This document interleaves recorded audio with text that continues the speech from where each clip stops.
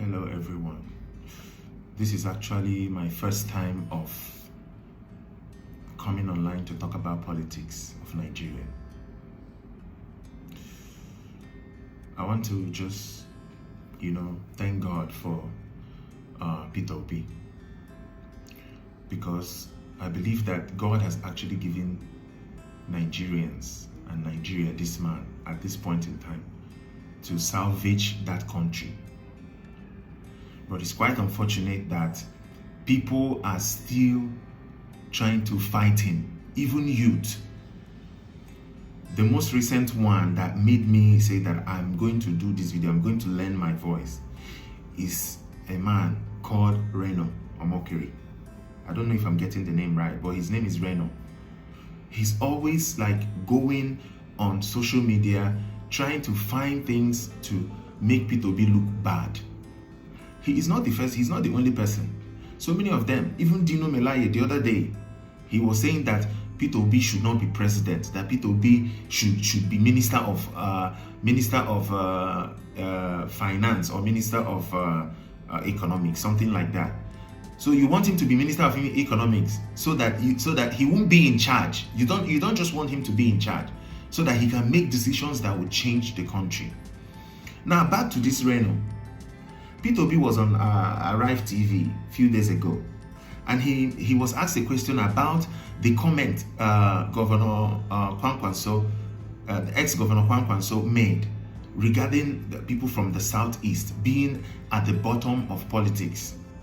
And Peter Obi respectfully commented on that and now said that the issue with Nigeria is that we have always employed people who drive cars to pilot the things that concerns Nigeria, to pilot the plane called Nigeria.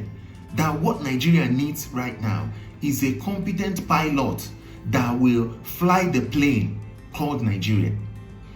But this Reno went to his social media and now said that Peter Obi is fighting people from the north, that Peter Obi's comment is fighting 5 million or 8 million voters from the north.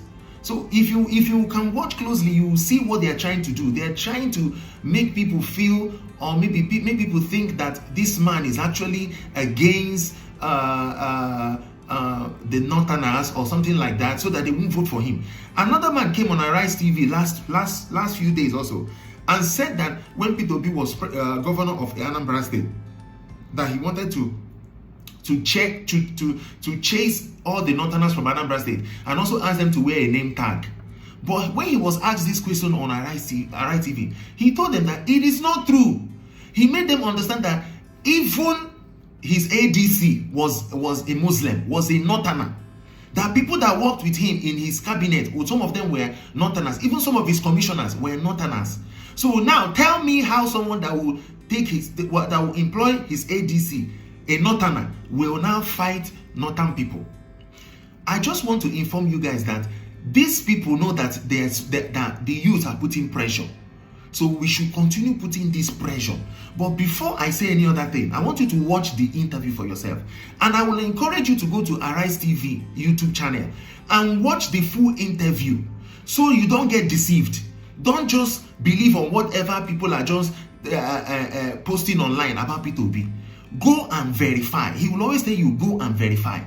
I want people to go and verify the things that he's saying, so we don't get like misled by whatever people are trying to say to make us, reduce the energy, to reduce the pressure that we are putting. They know that we are putting pressure, and they know that if we continue like this till the end of that election, that Peter Obi will win. That is why all of them are now coming together. They are joining together, saying all manner of things to make people hate him. But before I continue, watch the interview by yourself and watch it for yourself, and then I will come back and say a few things again. Thank you. Presidential candidate of the Labour Party. Good morning, sir. Welcome to the morning show. Good morning, and good morning for inviting me. So let's start off with those comments from Senator Rabiu Kwankwaso, presidential flag bearer of the NNPP. He said several things, including the fact that the North will not vote for you, Peter Obi, that they would rather vote for a Northern candidate. He also talked about the fact that the Southeast has problems, in quotes, such that the North will not be voting for a person from the Southeast. What's your take on that? Well, the comments from my respected elder brother, Kwankwaso. 100 million Nigerians living in poverty. The reason why we have 18 million Nigerian children out of school, it is the reason why we have over 55% of Nigerians in under unemployment ladder. It's the reason why we have all the problems, why Nigeria is insecure. Because rather than vote for competence, we will choose to vote for incompetence based on a primitive consideration of ethnicity and religion. Tell me, today you can't travel from Abuja to Kaduna by air, by road, by train. Is it because somebody from the Southeast is in charge? You can't travel from Abuja to Mina by road. Is it because somebody from the Southeast is in charge? Yesterday we had an attack by bandits on the presidential convoy in Katsina. Is it because the president from Southeast is in charge? Show me where you can buy food cheaper, you have uninterrupted electricity, or people are prospering in the north because the northerners are in power, in the southwest because they're in power, and in the southeast.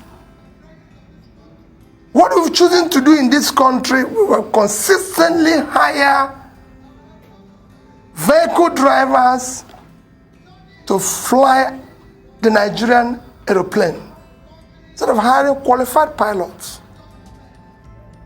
My commitment is, let us campaign and deal with the issue of the problems of the country. There's a lot of problems besieging this country. If you don't know today, this country will soon default in their debt service. Now we'll be rated junk status. That's what should be preoccupying us now. So our schools, universities are shut down, and we're talking about who will vote for. Let's deal with the issues. This election will not be based on my turn. It will not be based on ethnicity. It will not be based on religion. It will be based on the Nigerian agenda to save this Nigeria. Nigeria is in coma. And you need a specialist. And that is what I'm offering.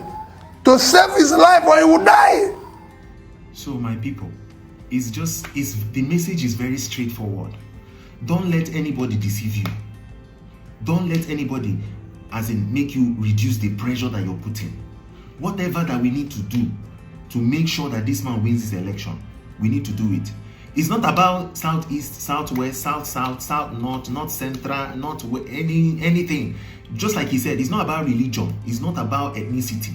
It's not about where I'm coming from. It's about delivery. So it is time for us to take our destiny in our own hands. It is time for us to be proud to be Nigerians.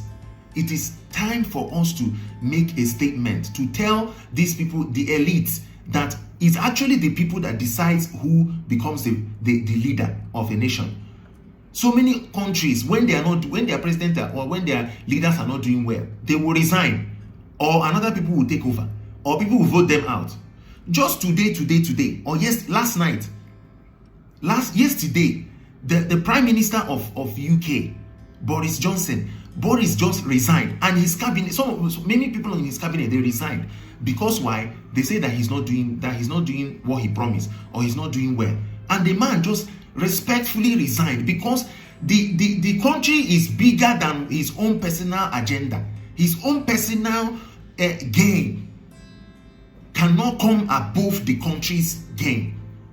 So this time around, this is our opportunity to make sure that we make a statement, so that after Peter Obi, the next person that will enter will know that if I don't deliver, these people will vote me out. This is actually the only way that will make us as in walk towards the direction of progress and prosperity in that country. Thank you very much. I'll keep on lending my voice. I'll keep on saying, this is the first time I'm doing this thing, and I'm going to continue doing it, because we have to do whatever we can in our own little way to make sure that things work out. Thank you.